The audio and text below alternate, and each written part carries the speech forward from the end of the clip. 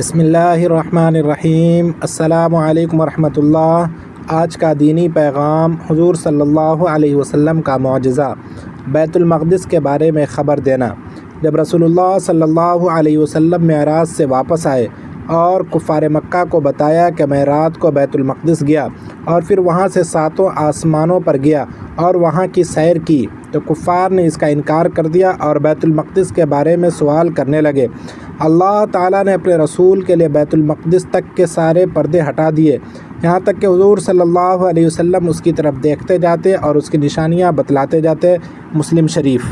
اسی طرح کی مزید دینی، علمی اور تاریخی معلومات حاصل کرنے کے لیے چینل کو لائک، شیئر اور سبسکرائب کریں اور اپنے دوستوں کو بھی شیئر کریں۔ پھر ملتے ہیں اگلی ویڈیو میں، جب تک کے لیے خدا حافظ۔